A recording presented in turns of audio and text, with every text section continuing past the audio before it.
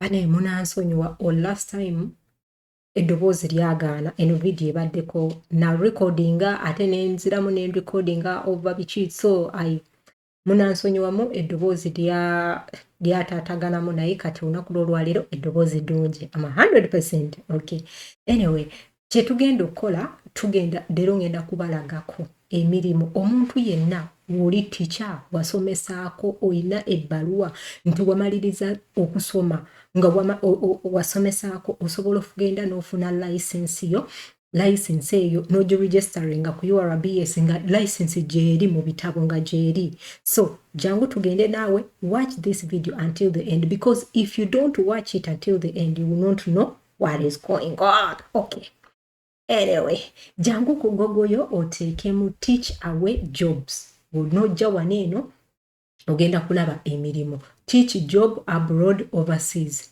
kisinziira ne Dubai ofuna anyway jangu awo ku link awo link yiyawo eri mu bayo okwatewo onookwatawo ogenda kujja abantu abafaanagana bye batekansubire mulaba bulungi kati bw'ojja waneeno wakugamba osobola okuchuzinga all countries oba n'ochuzinga kati let me give you just a little bit tugambe US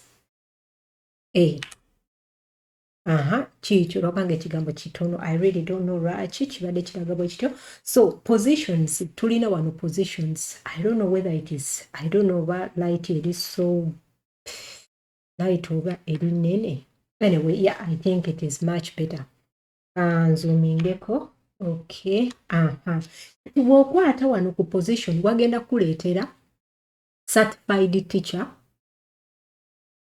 ne kubeerako college and university ne kubeerako ESL teaching children and early childhood principal and admin school support and librarian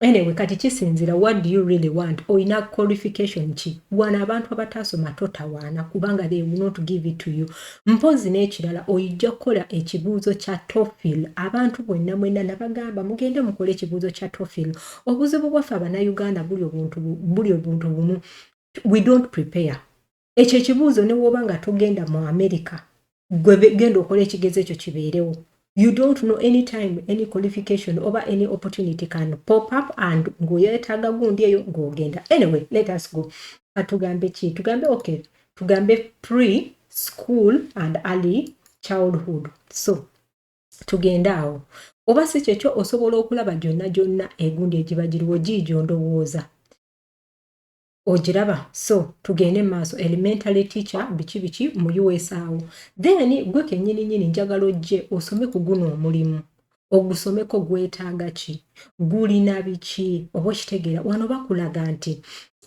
participate learning ne bakulaga waneeno ensi ne bakugamba waneeno kanzumingewo such that mulaba kyembadde njagala bagamba participant learning will organize your flights out to US for orientation in August.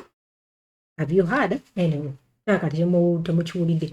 Kati kuguno omulimu gwokka ne bakugamba contract length ya myaka ebiri. Ne bakugamba student level childhood, elementary, middle school. Ne bakugamba eligibility candidate, you have to have licensed teacher.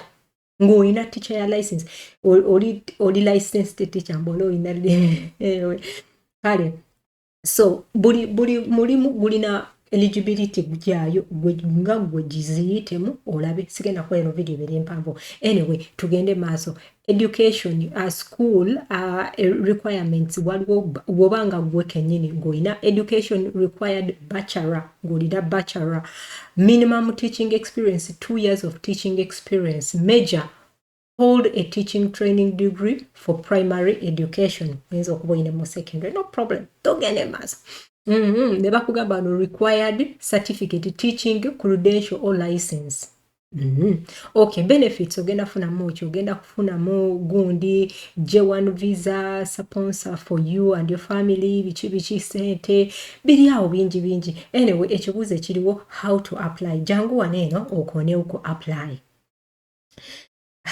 I had already logged in olwabanga naloginze in kati ojja wano eno nga gwe no applying cause inze before kubawa ebintu bino eno I first want to mbigezaako because I don't want to give you things ebigenda okubeera ebibi oba ebigenda okuba nga tebiyongereko. So most times I try it first before I make a video. So I tried it. Ojja wano eno ewali apply here, apply now. Then wotuuka wagenda kubeerawo ekigambo name, teekawo amannya go, erinnya lye erisooka, erinnya lye eryokubiri, oteekewo email, oteekewo password. Then wojjawo ogenda kujja ku page efaanana bweti. Ati nganze we naloginze in yaŋŋambye bwenti nekugamba to finish application applying for elementary teacher fair bikoze bitya. You will need to complete your application on the school website. So to complete job application bakugamba patya jangu waneeno ogambe complete my job application. Ndowooza wone wembakomyawo kubanga ekyo tubanga abakoze ki abakimaze. So kati wano ndowooza mulaba bakugamba waneeno ready to apply for the coming school year, begin application. Oba okitegeera. So bwe tutyo bwe tugenda okutandika mpola. Anyway, nina ekibadde kinsusa wano. Anyway, wano bakugamba requirements for open opposition are the following. Non-US citizen, which means nga toli, or permanent resident nga toli, oba okitegedde, which means they want people from outside abebweru. Anyway, university degree ebyo byonna nabyogeddeko ne bakugamba at least 2 years of full time teaching experience. Postgraduate student between the age of 5 and 18. Ozamula obwana busumbu obwo naye mulimu. Anyway, ogenda kukola otya jangu waneeno ogambe you understand the terms and conditions. Understand.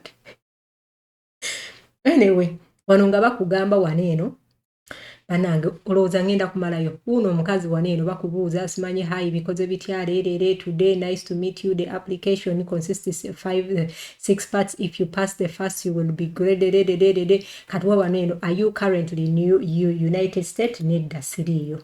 Okitegeera. So ne bakugamba tell us your level of English. Kati wano mukwano munyambe I'm not going to okugira nnyo. I don't understand. I'm able to speak. Okay, let me say like that. And then we go to the next. So both will genda. Then when wagamba, enter your email address to begin the registration. Ojja kujja waneeno oteekeo address yo oteekemu. Sigenda kweyongera because bino ebintu biri mu luzungu. Osobola okugira naye kangeze tubigize ne tubigira. I love you all. Bannange mwabangambye nti mugenda ku registeringa mubere mu joininge mubere ba member nga temu joininga.